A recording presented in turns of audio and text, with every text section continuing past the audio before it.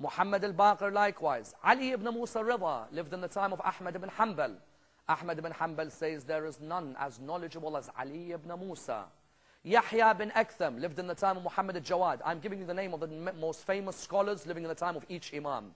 And the most famous scholars testify that each Imam of Ahlul Bayt was the most knowledgeable person in their time. Therefore, number one, that's this. Number two, they are determined through Rasulullah before his passing away. The Shia narrations come forward and state that he announces the names of all of these. There is a book by the name of Yanabi' al-Mawadda. Yanabi' al-Mawadda by the famous Hanafi scholar Al-Qunduzi al-Hanafi, who says that the Prophet said Moses had 12 disciples, Jesus had 12, and I have 12. And he begins to narrate them one by one. And he tells his companion Jabir bin Abdullah al-Ansari that you will meet the fifth of the Imams, Muhammad al-Baqir. Jabir met Muhammad al-Baqir after Karbala happened. And so these are the narrations which are there within the books.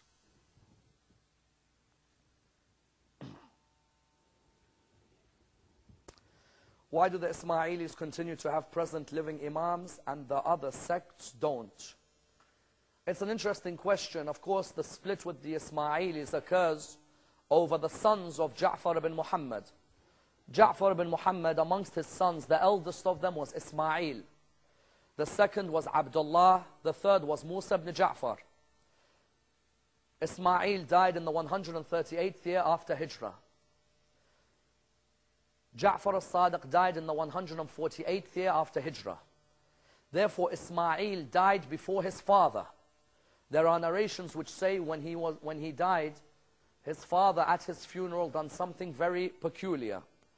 What he did was that he had come forward and he had said, "O people, is Ismail dead?" They said to him, "Yes, he is." Again, "Is Ismail dead?" "Yes, he is." Some people said that it's probably a grieving father who wanted to make sure that his son has died. The reply was that no, it was to make everyone clear that this Ismail has what? Has died. He will not live after me. The narration then says Ismail's son Muhammad was then taken as the Imam. And the lineages, not of every Ismaili school, there are a number of Ismaili schools, which if you want we can go into depth in, but there are a number of Ismaili schools. Some of them believe in the occultation of Muhammad ibn Ismail and his return at the end of time. Others are of the opinion that no, the line continued, and then there was a split around the 21st successor of the Agha Khanis and the Bahoras. And so until today, you have Agha Khani Ismailis and you have Bahora Ismailis. Therefore, they believe in occultation, but not necessarily the same occultation of the Shia when it comes to Al-Mahdi. There is a belief in some schools that Muhammad ibn Ismail returns at the end to bring justice on the earth.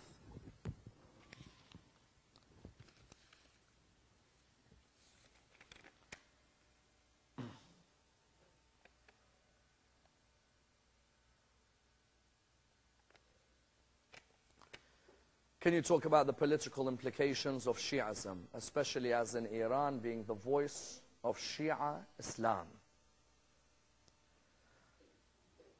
Well, of course, you have within the Shia world political theories. Iran's political theory of Wilayat al-Faqih is not something set in concrete. It's a theory that has developed over time of the authority of the jurisprudent leading the Islamic State. And therefore, Iran, leading the Islamic State, comes forward with its own political policies. Does that mean these political policies are incumbent or binding on every Shia? No, they're not. If a Shia decides to follow, for example, Sayyid Ali Sistani, then the politics of, for example, the Iraqi government and the Shia rulers there may be the direction of the political establishment. Now, for example, Iran has its own political policies or its own political statements. Ahmadinejad, for example, some people say came forward and said we want to wipe Zionism off the map or wipe Israel off the map. Well, of course, it's a dangerous situation for us living in America, as an example, or in the UK, when there is such a blunt statement which is made. But when the statements are taken into context, what is the political policy different from what 154 members of the UN General Assembly want? How many times, and Finkelstein is the best advocate of such an idea, how many times the UN General Assembly votes about Israel? It's always 154 against 3, 161 against 7. Now, I was discussing with some of the brothers earlier that the 7 are normally places you go on a honeymoon to. As in, barring Israel and America, the rest is whom? Marshall Islands. I don't know if anyone's been to the Marshall Islands, but all of a sudden they have a strong voice. And a few other places which I think are islands this big, who now have a voice supporting the Israeli cause.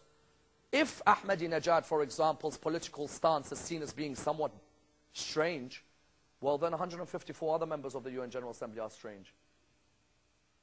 Whereas the rest of them all disagree on the position of Israel.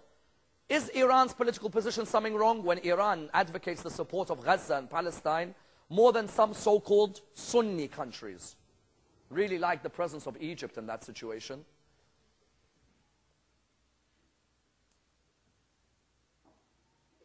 So what, Iran continues to say Palestine, Palestine, Palestine. People are like anti-Iran, anti-Iran. Why anti-Iran? As in Iran, Khomeini is the first person who came forward and said Quds Day. There's a day called the Quds Day. To remember whom? Sunnis? No, to remember Muslim brothers. Political policy is wrong. Well, if you're going to look after Muslim brothers, or for example, I don't need to mention any names because I might not get a visa back here.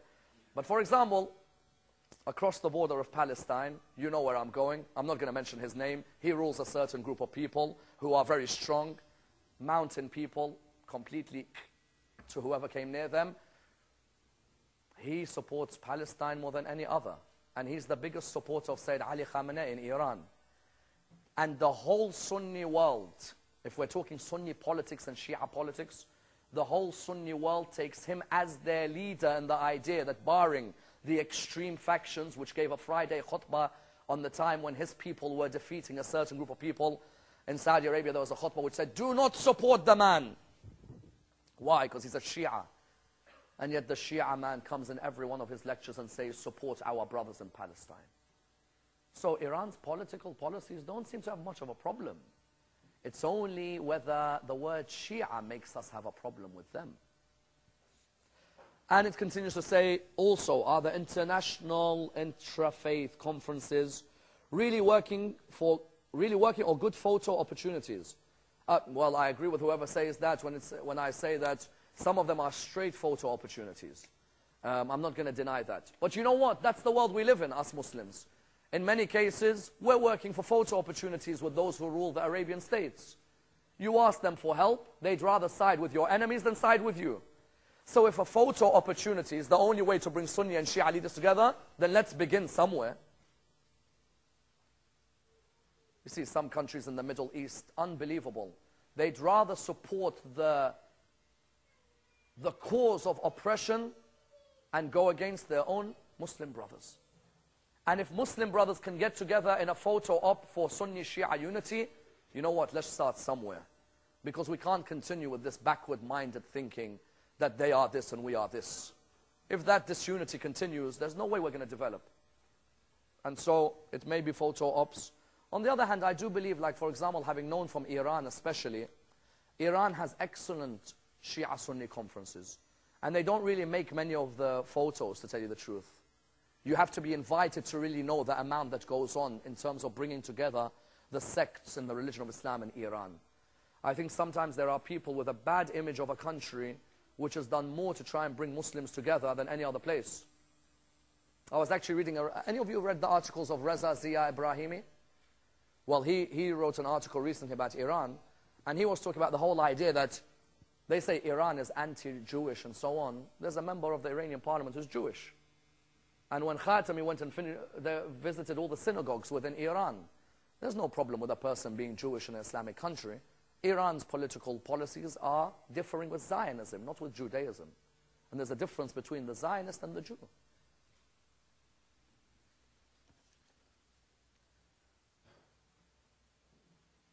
Does joining a Sunni organization contradict a Shia's loyalty to Imam Mahdi? No way.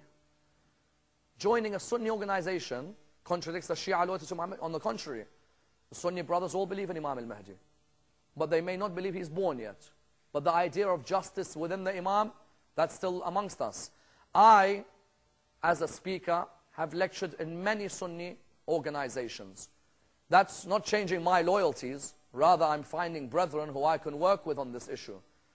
I've lectured with Sunni organizations here in the United Kingdom, across Europe, across the Middle East.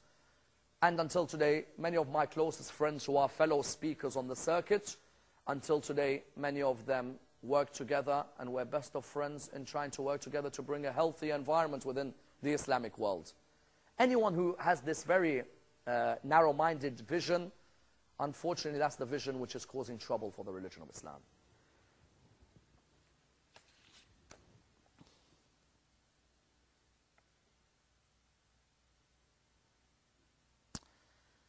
Known misconceptions of Shia Islam start from divisions within.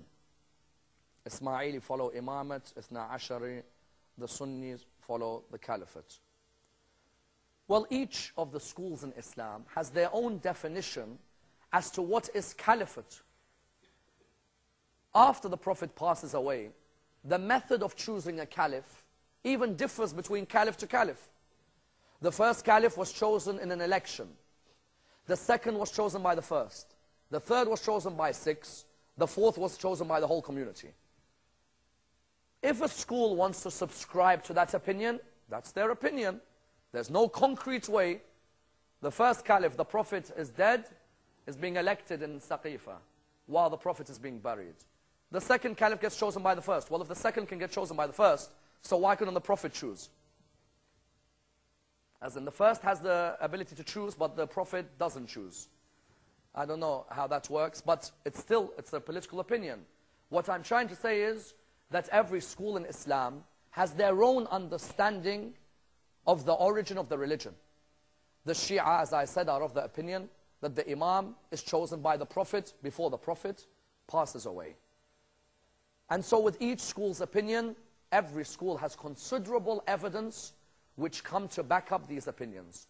When I speak to fellow Sunni scholars in the world, when we've studied, be it at Al-Azhar when we were together, or be it, for example, at any other institute, you'll find that they'll show me a corpus of narrations as to why and how you choose a caliph. Every school uses those narrations in determining the history. At the end, it's your personal research which has to come together to find your own conclusion. If you believe that 6 people in a shura can choose the Khalifa, if 4 of them agree, you have to kill the 2 that disagree. If 5 agree, you kill the 1 that disagrees. If 3 agree and 3 disagree, then Abdurrahman bin Auf makes the decision. If you believe that's the method of choosing a Khalifa, stick to it. If you ask me what's my personal opinion isn't an opinion I just thought rationally about. It's an opinion which, like any other Muslim, is something which isn't inherited by our fathers and mothers, but is rather something which is studied through the narrations, and then a conclusion is reached. And that's where all the Muslims reach their argument through. Is Al-Kafi considered the most authentic book of hadith and athar in Shia Islam? If so, what are Al-Jami' and Al-Mushaf Fatima, or what are why are Al-Jami' and Mushaf Fatima mentioned in several narrations there? Well, the 4 canonical books within the Shia school, the first of them is Al-Kafi fi Ilm al-Din by Shaykh al-Kulayni. That's the first. The second one is Man la yahduruhu al-Faqih of Shaykh al-Saduq. The third and the fourth are the Tahdhib and the Istibsar of Shaykh al-Tusi. These are seen as the 4 most reliable works and are seen as the 4 earliest. Well, earliest is under debate, depending whether you take Kitab Sulaym bin Qais as being an earlier work and so on. But anyway, these are seen as the 4 most authentic. Then what is the Jami' and Mushaf of Fatima? First and foremost, the Jami' and the Mushaf aren't with us. They are seen as being with the 12th Imam. That's according to Shia opinion. What's the Jami' and the Mushaf of Fatima? That's the books which is narrated that Jibreel had given to Fatima after her father had passed away, and the grief that she went through after the father had passed away, which gave knowledge about what will come from now and in future events which may come about. Not knowledge of the day of judgment, knowledge of future events. And that was passed from Imam to Imam, and the belief is that that is with the 12th,